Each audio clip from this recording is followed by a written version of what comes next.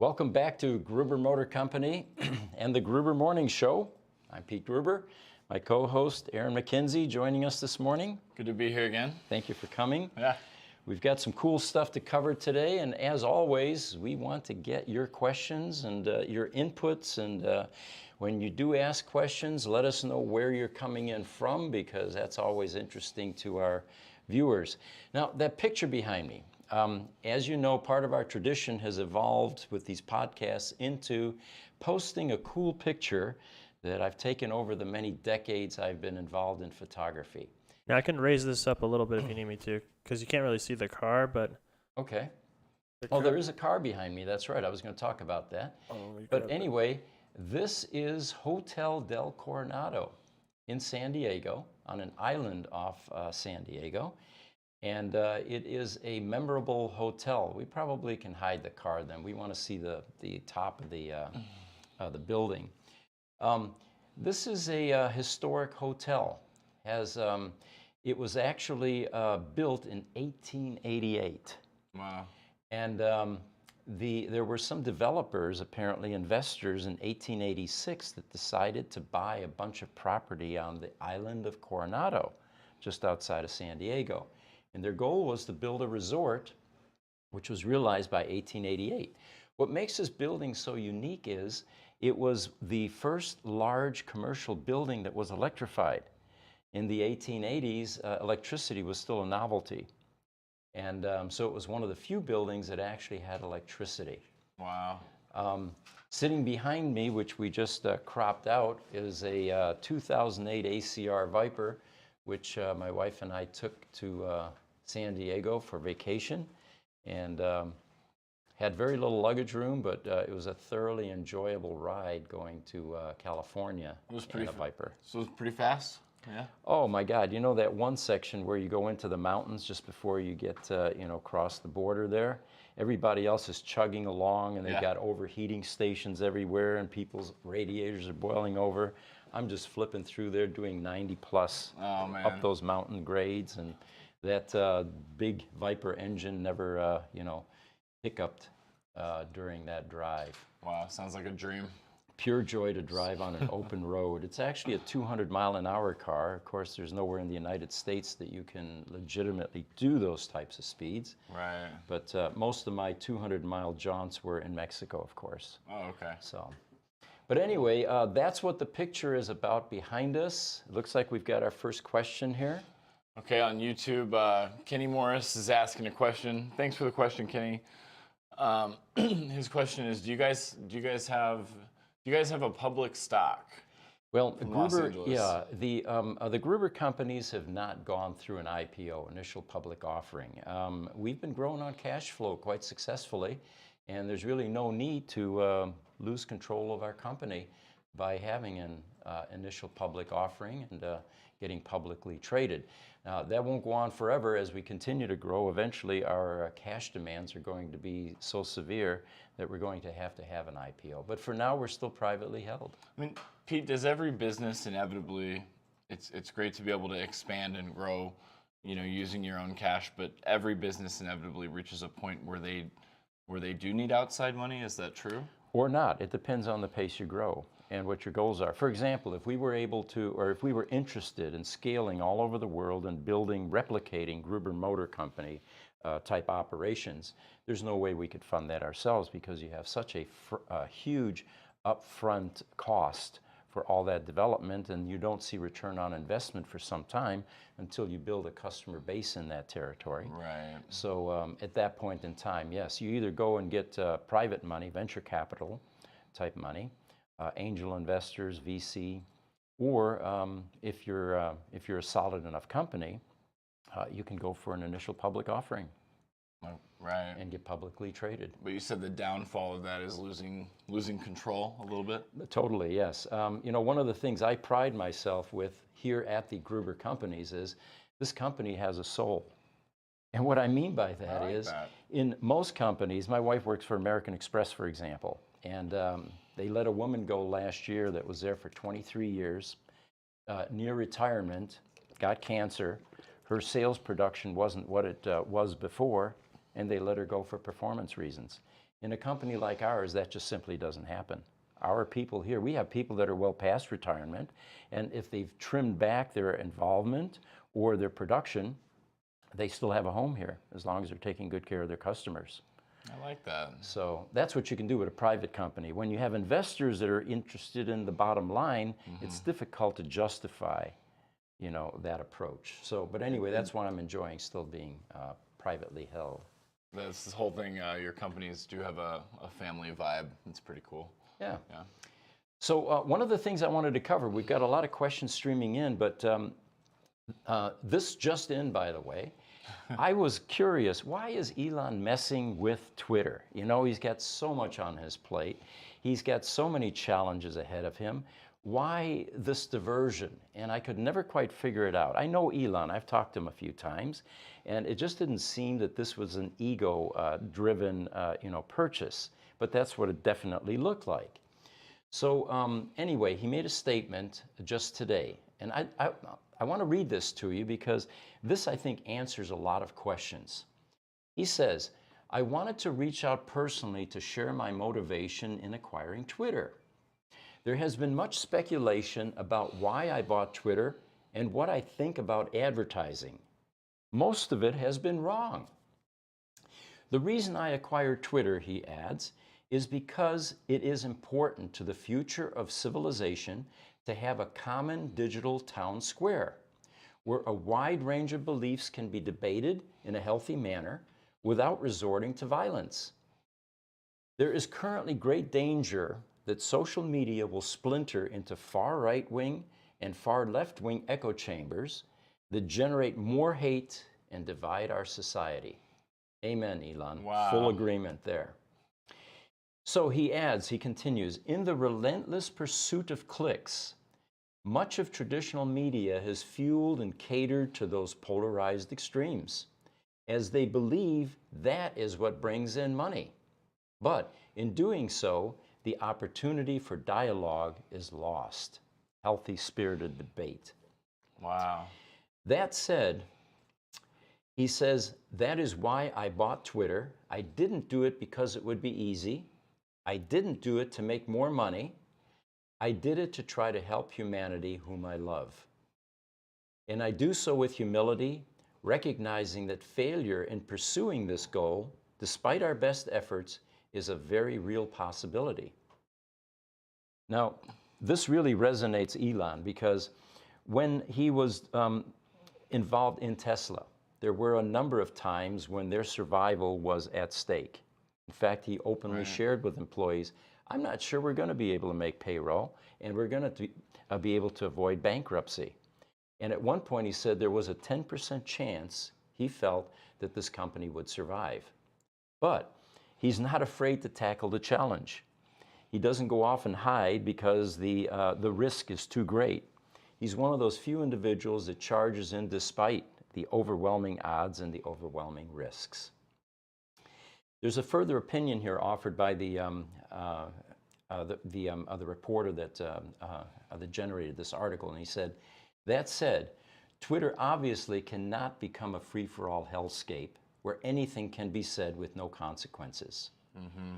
In addition to adhering to the laws of the land, this platform must be warm and welcoming to all, where you can choose your desired experience according to your preferences, just as you can choose, for example, to see movies, play video games, ranging from all ages to mature. Again, well said, Elon. Thank you for clarifying why you're doing this thing with Twitter, and I'm sure this will spawn a few questions. Yeah, so yes, we do have, is there a question up there? Well, Raja's back. Raja Petra Marudin, Petra for short. And he said, and Twitter is the best platform to market his products. Good point, Petra. So, I'm curious, I want to summarize this kind of. So basically what he's saying is that Elon bought Twitter because he feels like traditional social media is becoming too polarized. Well, and he feels that this is a tool that needs to be managed at a different level, and he feels he can do it. Okay, super cool. And then we have a comment from Darren. Says, Mr. Gruber has security today. Better be on my best behavior. That's pretty funny. Question from YouTube. Stuart, hello from Sydenham, Victoria, Australia at 2:48 a.m. You know, that's one of the things that I've always thought about. We have these podcasts at 8:30 Mountain Standard Time. Majority of us are working, you know. It's commendable for those that show up and actually watch our podcast. But for those outside our time zone, this is probably much easier to view. All right, we've got an Instagram from Berm Spots. Gruber for president. The man with the sunglasses and the plan. Would you run for president, Pete? I can't. I am not a naturalized citizen. I was born in Germany. That's right. So, that's right. although Obama got away with it, I understand, but I don't think I'm going to be able to do that. Oh, God. Oh, God. Okay. We've got a question from Instagram from Mark, I guess something. Are you involved in new battery technology? Well, that's a good question. Good question. By the way, the name is Marco Wingnuts, and I hope it's not a troll, but yeah. So are we involved in new battery technology? Yes, we are. In the world of EVs, that is the design challenge, is to reduce the weight, increase the range, reduce the charging time, and as anything in electronics, you want to improve the design. So yes, we are involved in battery design in new products, and that will be the future of EVs, is once we get the battery situation under control. And in a later portion of the podcast, I'm going to share with you what the battery costs are for various vehicles, and it was quite astonishing to me. Pete, didn't you have a plan for a while to retrofit your P90D Ludicrous with a new type of battery? Wasn't there something going on there where...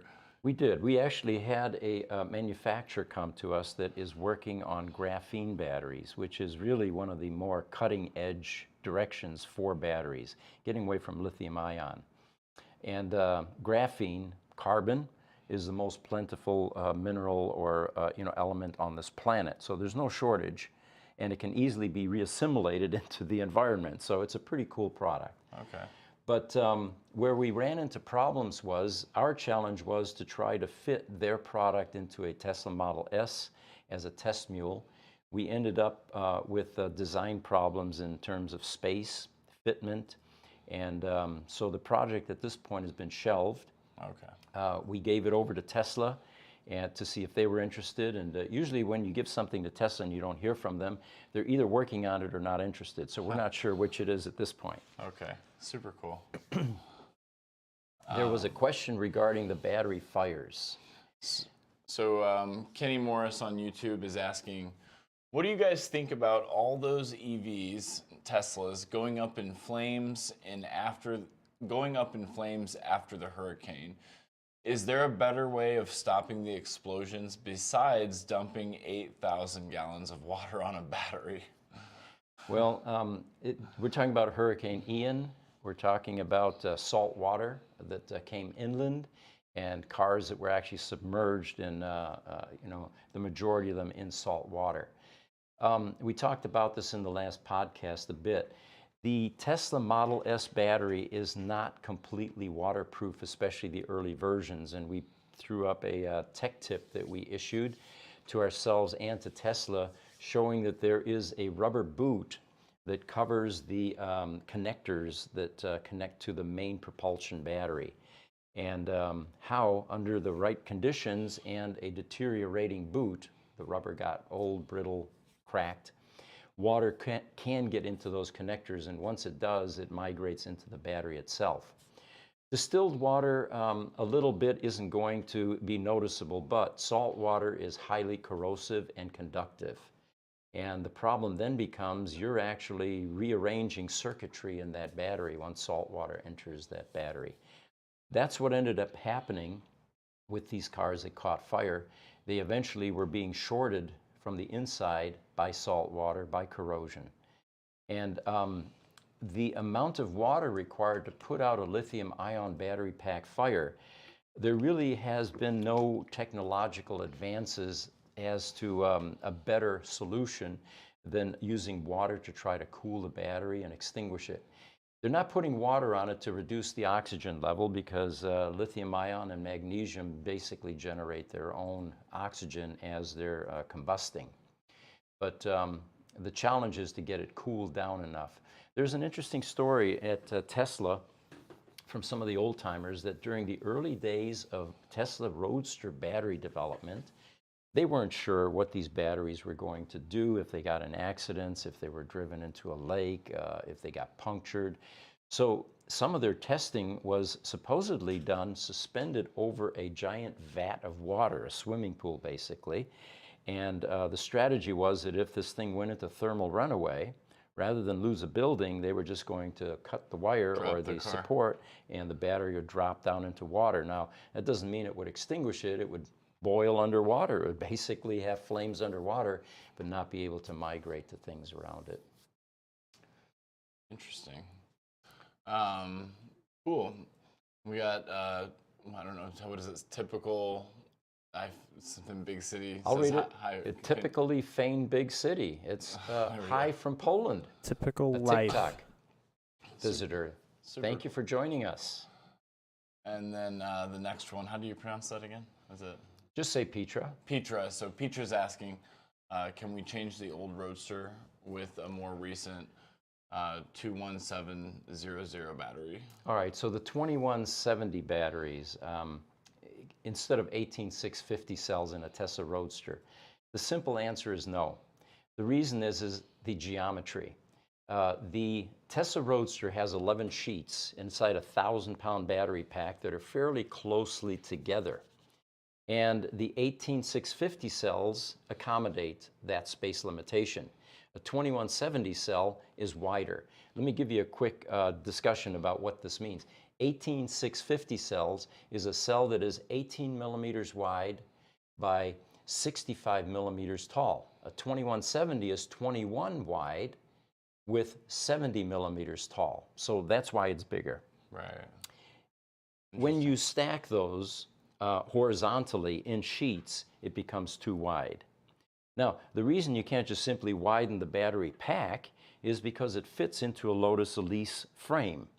And they already modified the frame and got rid of the Lotus Elise frame, went to a custom frame in order to build a Roadster. So, although nothing's impossible, to do this, you would have to change the frame or reduce the number of batteries in the Tesla Roadster, which is another solution. There's actually someone in Germany that has been working on recycling 2170 cells out of later model Teslas and inserting them in a Tesla Roadster.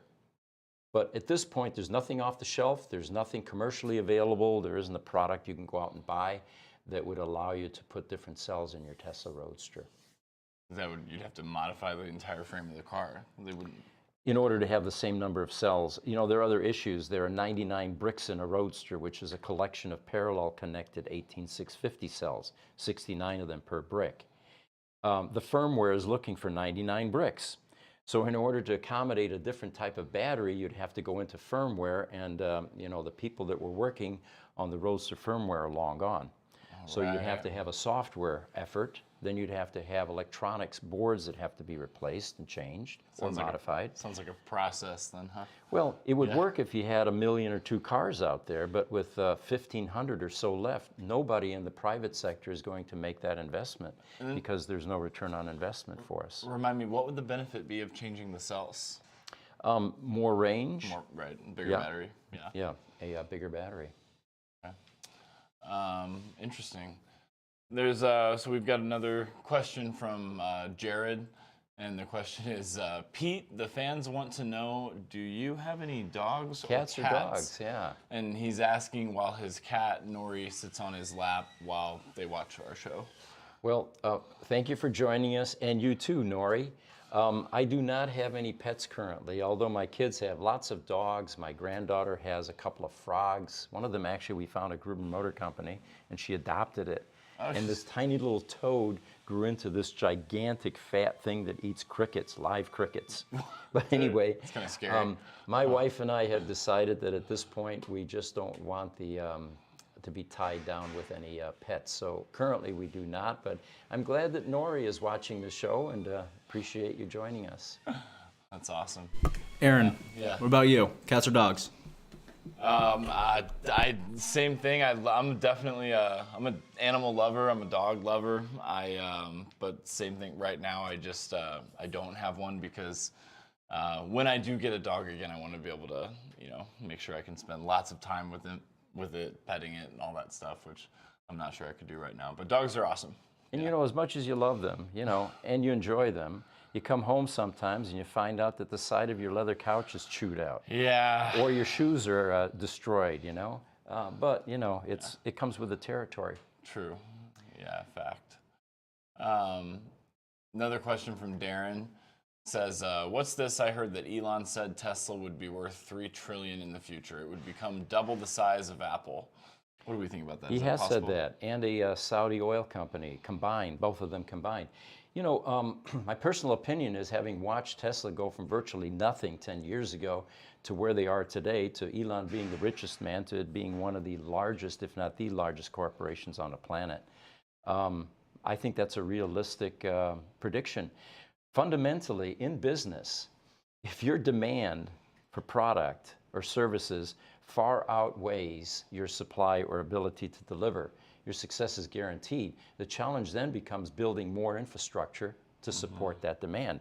And, Tesla is doing that in spades.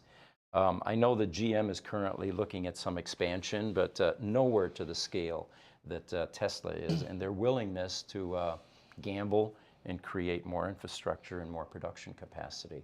I remember reading once that Elon said that coming up with a prototype for a new vehicle is essentially easy compared to the process of designing the robots that will mass produce the same vehicle. I think Elon said that's an almost impossible engineering feat. Really? To design the robots that will actually mass produce the vehicles. Do you have any insight on that? Well, I think we're on the cusp of moving towards sentient AI, and that is going to be an unprecedented move, at least for humanity as we know it. But once that's solved, that's going to open up a bunch of new doors. Oh yeah, for sure. Another one, TikTok Factor Mike says, hi from Chandler, AZ. My 2013 Model S 60 is 160 miles of range at 100%. Can it be increased? You can probably answer that better than I can. Yeah, it can be increased with a replacement battery pack, I think, Exactly, right? yeah. Yeah. If the answer, or if the question is, can anything be done to your existing battery pack? No, because you have a limited number of cells with a certain amount of capacity, and there is no magic software formula that will retune your battery and get you more range, but you can certainly upgrade to another battery pack. Tesla, I believe, is offering the 90 kW battery packs for those cars. Anything under 100 is upgradable to a 90 kW, and that now takes you into the 270 or even above. I think the 90, probably around 270 for a 90. Or what you could do is you could purchase a software limited 90 kilowatt hour battery pack from them also, which is what I have in my 2013 Model S right now. I have a software limited 90 kilowatt hour pack to 70 kilowatt hours, and I get about 237 miles of range on that. Cool. All right, so Tesla, Elon said that the automaker's next vehicle platform is going to exceed Model 3 and Model Y production output. Well, remember, those models are some of the most popular ones in certain countries. They outperform or they outsell some of the other brands. So that's really saying something. But the real interesting thing about his prediction is for this new vehicle, it will be roughly half the cost of the Model 3 and the Model Y platforms and be smaller in size. There are already some artists that are speculating, what will this new, less expensive replacement for the next generation Model 3 and Y vehicle look like? And it's kind of looking like the new Tesla Roadster in some of the artist renditions that I've seen. It was really the Model 3 and Model Y that helped accelerate EVs to mass affordability and, of course, sparked a new beginning of transition to EVs. By the time they get to a vehicle that is actually less expensive than an internal combustion engine vehicle, which it looks like this car may be that vehicle, then EV adoption will accelerate beyond what we have seen so far. And that may be the eventual complete total death of internal combustion engine vehicles. How far away do you think realistically we could be from that? Well, I don't have the details when they're coming out with this lower cost vehicle that will, come after the Model 3 and Model Y. But one thing they also mentioned, or Elon mentioned, is look, we, the design for the Model 3 and the Y is mature now. And we have all of these people employed that can do vehicle design. We had to direct them into something else. Right. And that's what they're working on now, is this next generation vehicle, half the cost, smaller, and designed to accelerate EV adoption. Super cool. I think somebody earlier asked why the beanie. Did they? Yeah, there it is. Why are you wearing a beanie? Well, fundamentally, if I didn't have it on, you'd see that I don't have any hair. And this is October in Phoenix, and it was 54 degrees outside this morning. I exercise in the morning, and pretty chilly. So anyway, in order to keep my body heat, what little I have left based on having no hair, I wear a beanie during the winter. So you'll be seeing this all winter. We could also refer to it as an advanced thermal device, right? Advanced, yeah, there you go. And regarding the sunglasses, we have a mystique and a lot of mystery around my sunglasses and predisposition to wearing them. And we're building up to doing a big release video, why Pete Gruber wears sunglasses all the time. And it'll be quite revealing. But in the meantime, I wear them, and along with the beanie currently. I love it. Wasn't there a question up there about the battery charging again to... somebody, charging, the yeah. same person asked earlier if his free supercharging would go away with a replacement battery pack. So yeah, so he says, Factor Mike says, thank you, does it affect the free charging if I get a new battery? In my experience, no. The free supercharging benefit follows the vehicle regardless of whether or not you replace or upgrade the battery pack. Yeah, I think the supercharging benefit is vehicle related rather than hardware related, because the same could be said if they replace your battery pack with the same size because it went defective. Right. It'd be fairly unfair to take away a benefit like free supercharging. But they probably would, Tesla probably would want to take that benefit away if they could, because that's a pretty sweet, it's a pretty sweet benefit. Oh yeah, yeah. Free supercharging. We all knew it couldn't last. We knew it wasn't sustainable, but it was a great way to launch the company. Yeah, yeah. It's kind of like, Ford selling you one of their vehicles and then giving you free access to the local QT gas station for the rest of the life of that vehicle. Right. That's exactly what this is akin to. But it's not. It is not sustainable or supportable. It's pretty amazing how they did that. We have a question from YouTube, Stuart. Any opinion on Skeleton Technologies ultra-fast charging battery? Also, the recently announced joint venture with Royal Dutch Shell. Oil is getting involved, big oil. I don't know anything about this. I don't either. Skeleton Technologies? It's something that we should probably do some research on, but it looks like the Skeleton Technology battery is starting to move into the world of graphene technology. So we'll do more research. We'll get back to you on this and definitely educate ourselves on this new venture. Interesting. Are we planning any branches in Europe? A question comes up every podcast. We're not able to scale right now, unfortunately. We're growing here in Phoenix, and the challenges of finding people that can do this type of work are just almost insurmountable. So we're confined to Phoenix, Arizona. Here in the United States, people ship their cars to us from all over the U.S. Roadsters, for example, they really don't have any other options for the electronics type repairs. There's a lot of low-tech type work that is done on Roadsters, paint, body, tires, brakes, suspension, that sort of thing. When it comes to the deep dive electronics issues or software issues, that's when people ship their cars to us. We get a lot from the Tesla service centers, and we work very closely in cooperation with them as well. So it's been a good symbiotic relationship. How many batteries did our company repair last year? You know, I lose track. If you go over there now, they're shy of 50 Roadsters and more coming in. There are a bunch of Model S's, probably about 50 or 60. And all of them get some type of work, usually related to batteries or the electronics. Someday we'll keep statistics like this and post it on our website. This, and then we got another question. Oh, this is from Instagram. And it's, how do you say that again? Marco Wingnuts. Marco Wingnuts, yeah. Any upgrades in battery technology retrofittable for older Teslas? Going to a 90 kW for the older Tesla, and any Tesla service center can do that for you. Costs are coming down. It used to be that when you took a failed battery Model S out of warranty to a Tesla service center, their quote was $22,000 for a replacement new battery pack. Right. I understand those costs are coming down somewhat. I've heard in the high teens. So good work, Tesla. Yeah, they sent me a quote for a 90 kW pack, was $20,000. Software limiting that pack brought it down to $12,000. Cool. There was another really good question I just saw about the drive unit. Somebody mentioned they've replaced. Do you see where'd that come from? Okay, it's a YouTube question from Shander Burgos. I have a 2012 Tesla Model S Signature.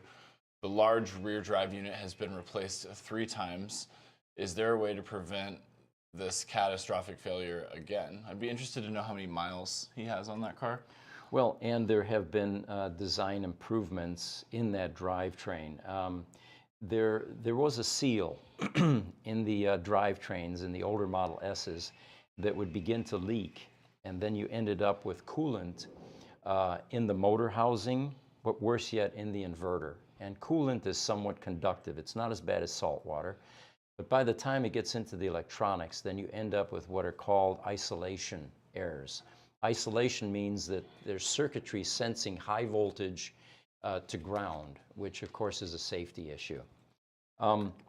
Tesla continues to improve their designs, and a lot of some of the design issues in EVs in general, and it's not just Tesla, aren't available or reveal themselves during validation testing as these manufacturers take their vehicles through a lot of testing in order to make sure they're ready for the public and for owners. Some of these types of errors occur in engineering problems down the road after sustained exposure to heat, cold, pressure, like in the case of the seal. So in all fairness to the manufacturers, these are new manufacturers, all these EV guys. You know, the old incumbents from Nissan to VW to the American, Ford, GM. These guys have had many decades to perfect their production processes and their engineering designs. These new guys are struggling with that. That's why GM had, 100,000 plus recalls on battery packs. Right. Unanticipated problems. Pete, I like this question about the drive unit. I just rolled my Model S over 100,000 miles on my way here today, and this Model S is on its 4th drive unit. But how can a manufacturer really simulate the strains and the conditions that would occur to a drive unit that has 200,000 miles on it? How can they simulate that when they're doing their validation testing in the beginning? That can't be easy. Well, it's extremely hard and sometimes not possible. Right. Do you think that Tesla knew? Do you think they factored in that do you think they assumed that a lot of drivers would be constantly flooring the accelerator and then letting off of it like I really like to do?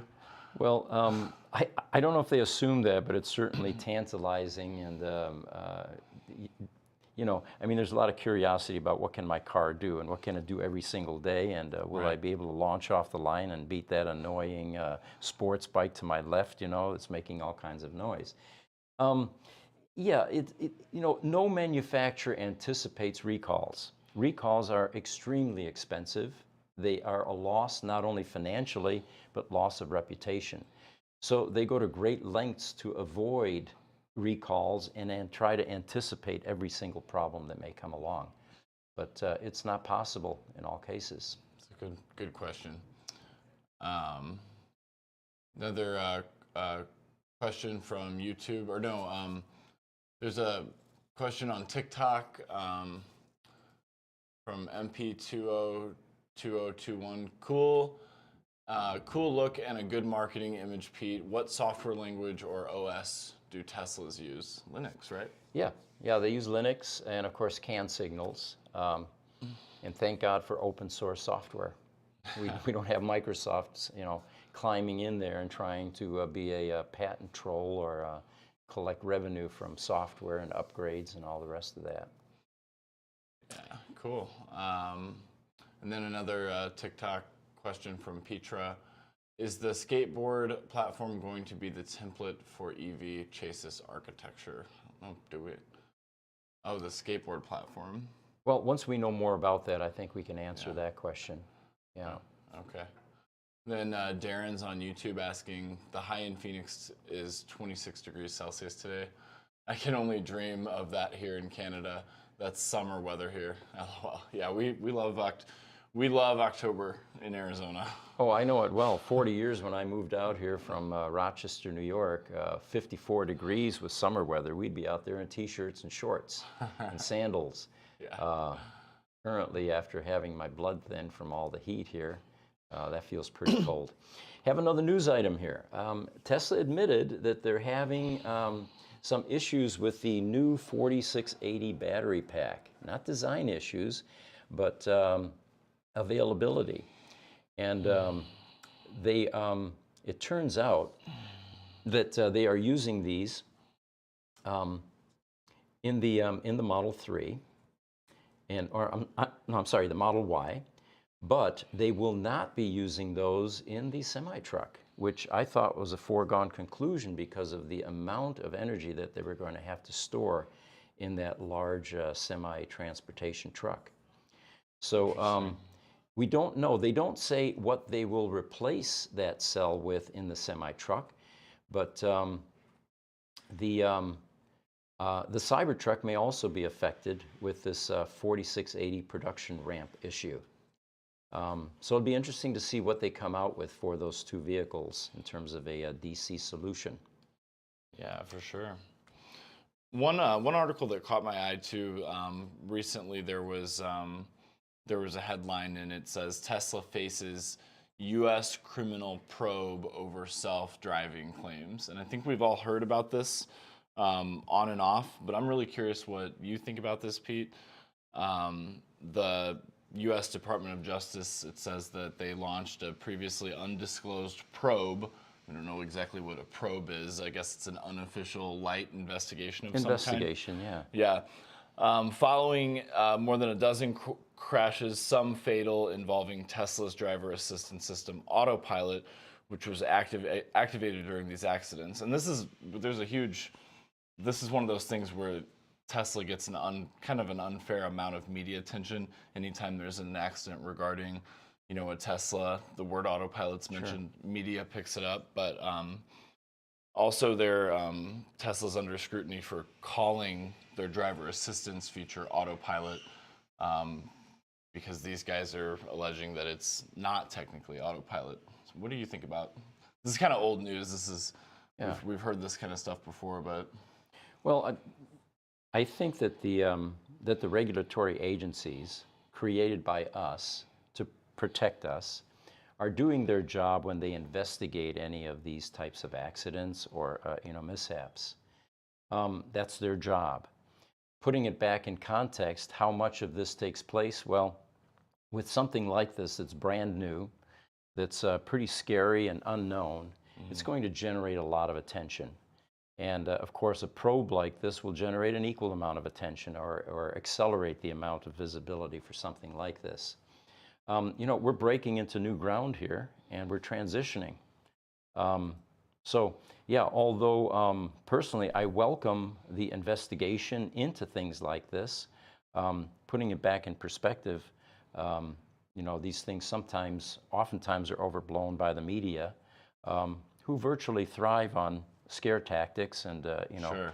Yeah. Headlines, headlines, exactly. And Aaron, do you know, is this the same thing? Is this just a synonymous term with full self-driving? Or is this a different feature? They bring up the full self-driving feature in the article, but I think really what's going on here is they're saying that some people think Tesla shouldn't call their driver assistance feature autopilot because they say that it's misleading because it's technically not a fully autonomous vehicle. It doesn't give 100% of that stated objective. Yeah. Right.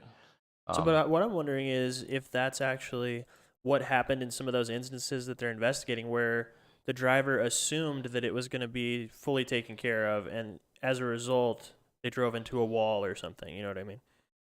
Yeah, I mean, I think that in most cases, I mean, any of us, a lot of us that have been around the block for a few years now with the Tesla Autopilot, we all kind of know. I mean, it is pretty important that you keep your hands on the steering wheel and do those things. So,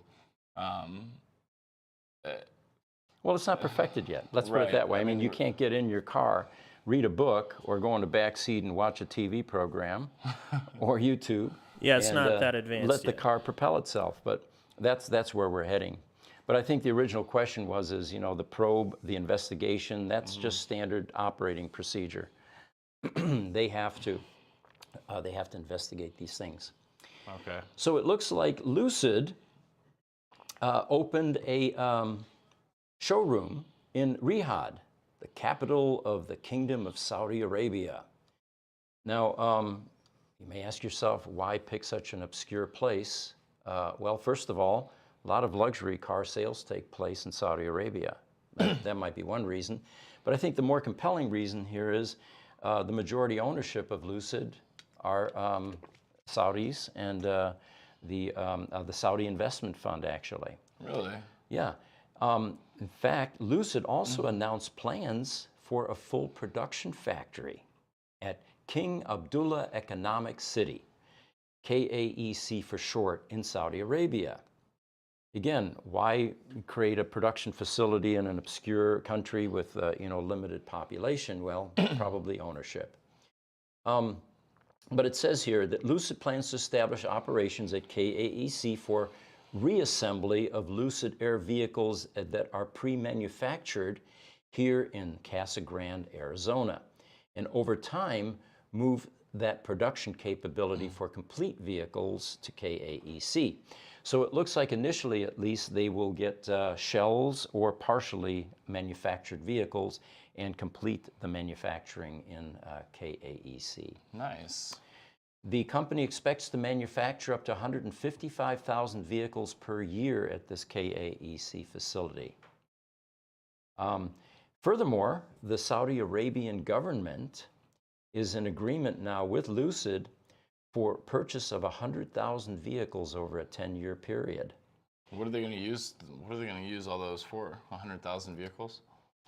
I don't know whether this is for fleet vehicles or they're going to, don't know. Interesting. They say that the initial commitment to purchase 50,000 vehicles with an option to purchase the additional 50,000 over the same period, over 10 years. But it's interesting that Lucid is expanding into Saudi Arabia.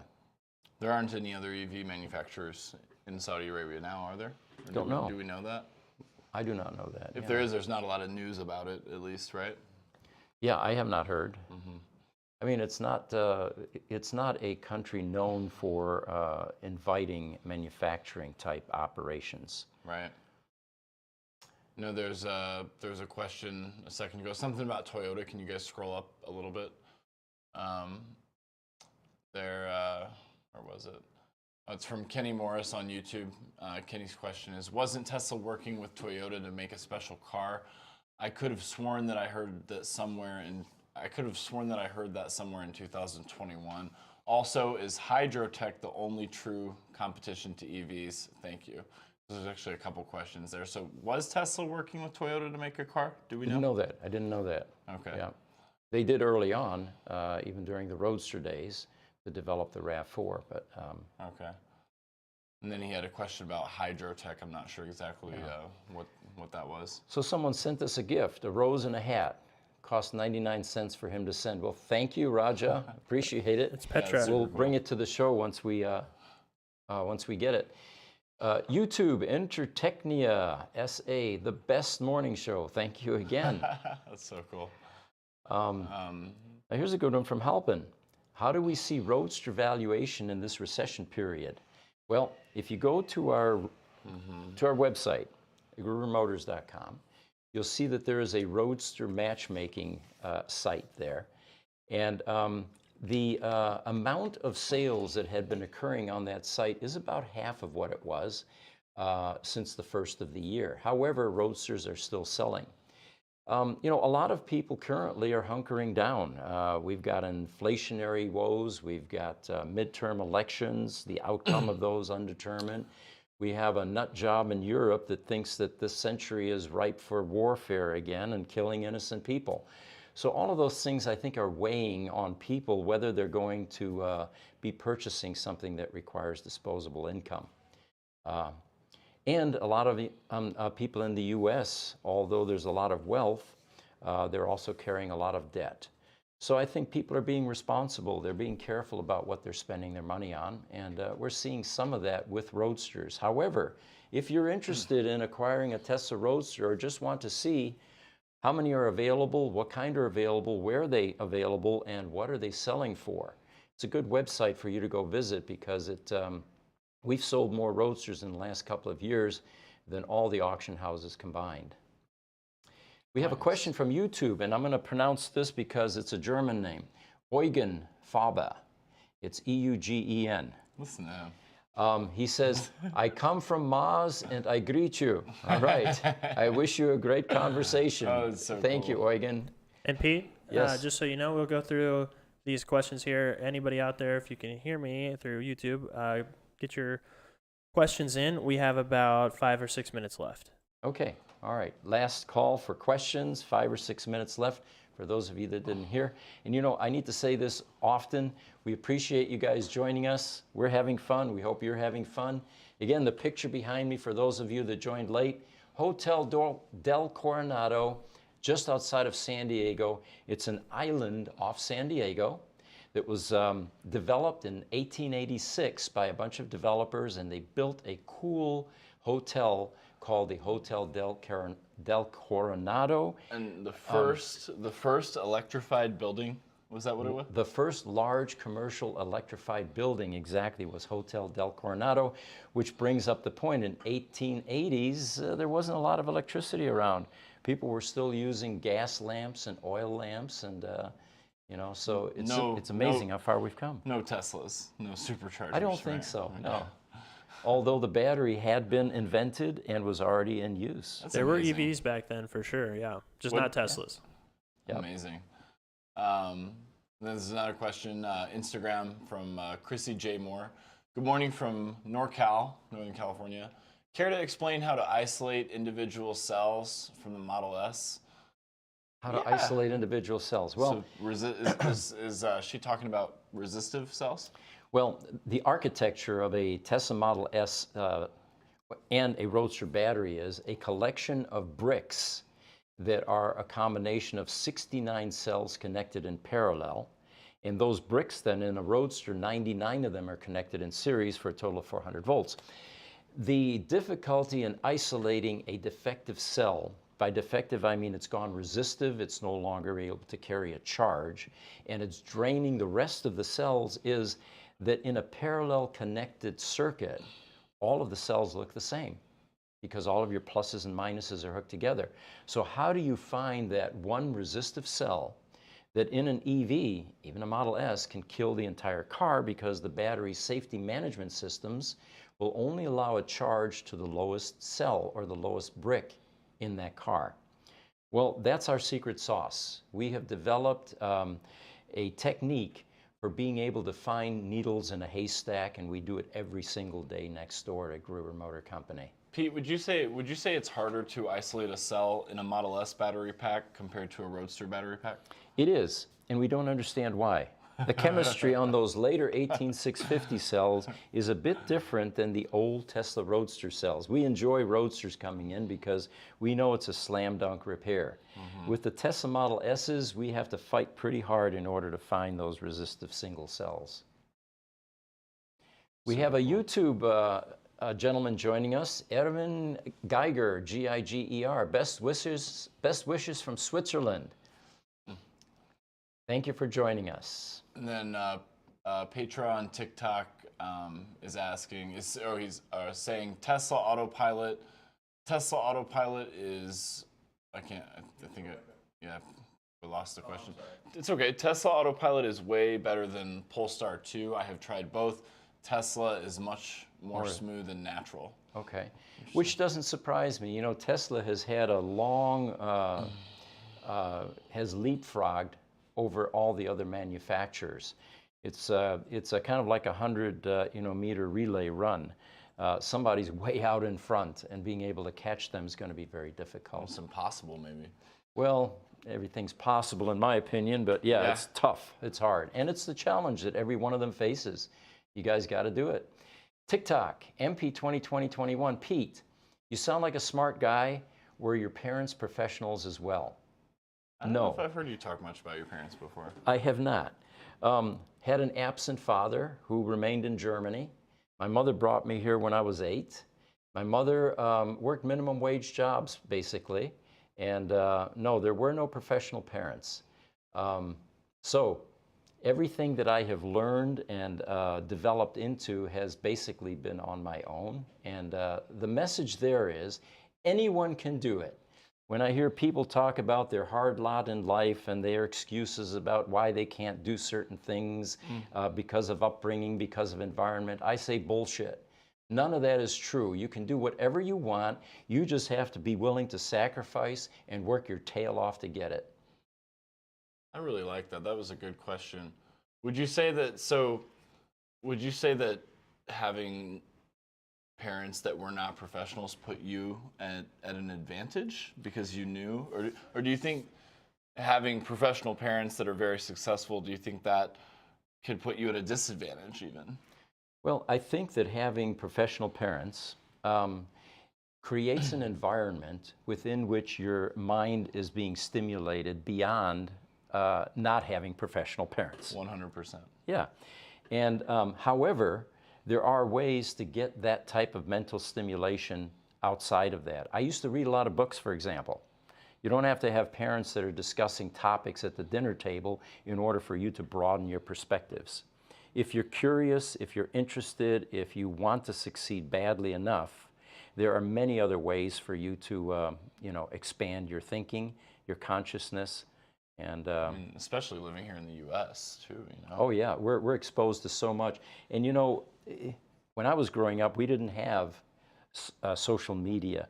We had 2 television channels where I grew up, and it was of course daytime dribble. During the day, forget it. I mean, it was mind-numbing soap operas that decline your IQ as you're watching it. Sorry about that for those of you that watch soap operas, but it's my opinion. So you really had to look for other ways to get edification and to expand your thinking. Really cool. It was a good question. Thank you for asking it on TikTok. Yeah, I like that question. All right, I think we're ready to wrap up. If you guys if Pete want to announce the next show, and also if you could, people on YouTube can hear me, but just for the Instagram and TikTok people, let everybody know we are working on getting on Spotify for the audio only. Okay, we're working on Spotify, audio only. We missed LinkedIn today because we forgot our password to get onto LinkedIn, but our goal is to stream on as many platforms as we can find. And these shows, by the way, are presented every Tuesday and Thursday morning at 8:30 Mountain Standard Time.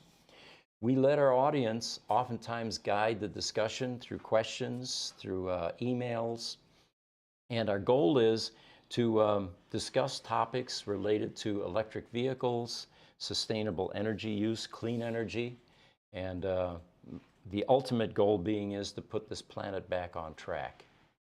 It's a good goal. We always enjoy all the people joining us from all over the world. My co-host, thank you for joining me, Aaron. Thanks for having me, Pete. Yeah, I it's love always being fun. here. And we will see you next time. Thank you for joining us. Thanks, guys.